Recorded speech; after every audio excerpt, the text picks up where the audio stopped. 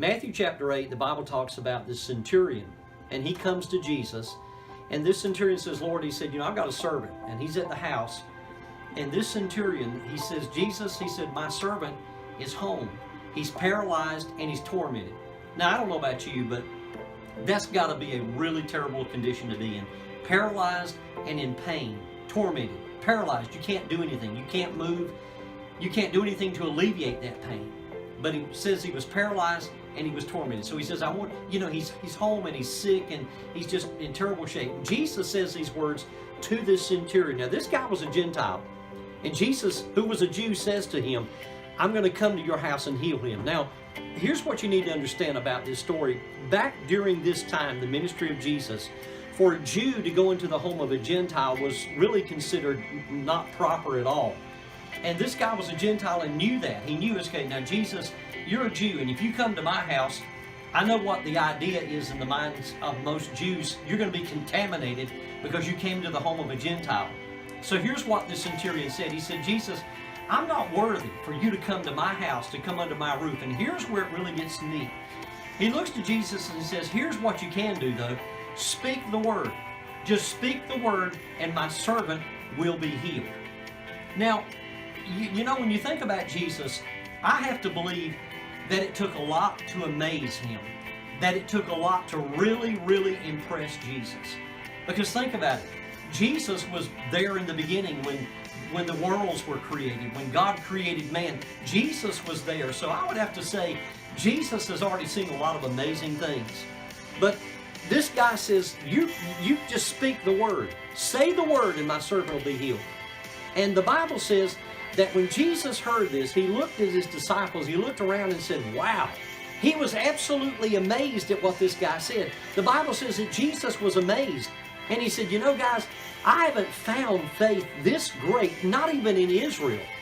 And I don't know about you, but I read and studied and went back and looked at this. I've only found two places in the Bible where Jesus was amazed at something. Here was one time. He was amazed at the great faith that this guy had. Now think about this. Here was a guy representing Gentile people who weren't even expected to have this kind of faith. And the other time Jesus was amazed was found in Mark chapter 6, when Jesus was in his own hometown.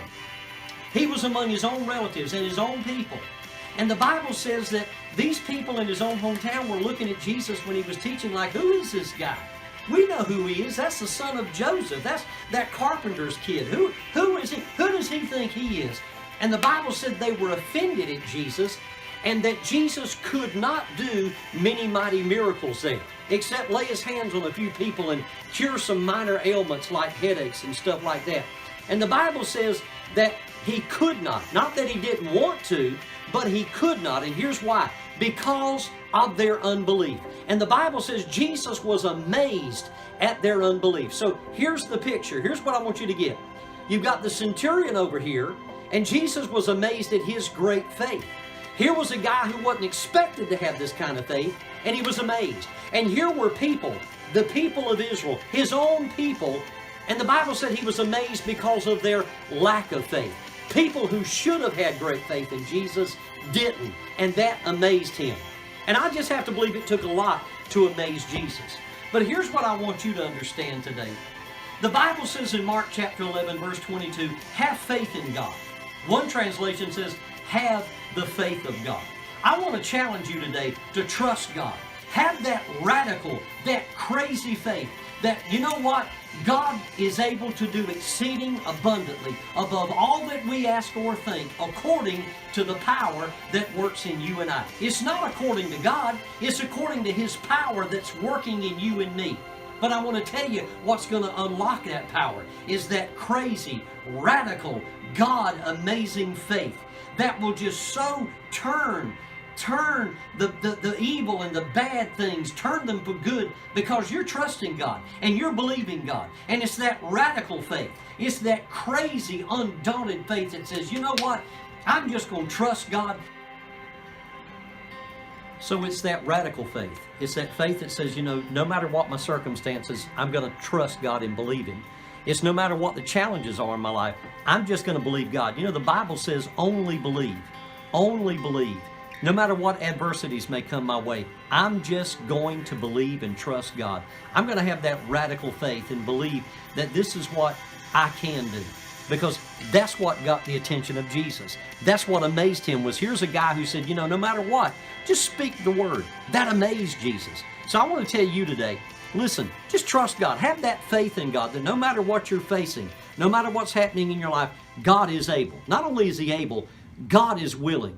He is willing. He's willing to move in your behalf. He's willing to do things in your life that would absolutely blow your mind, if you want to use a modern terminology. God's willing to do some crazy, radical stuff in your life if you just have that crazy, radical faith, mountain-moving faith. Watch and see what God can do in your life. I believe the best for you today. We love you guys. We're praying for you guys, and we're believing the very, very best for y'all. God bless y'all. We'll be talking to you real soon.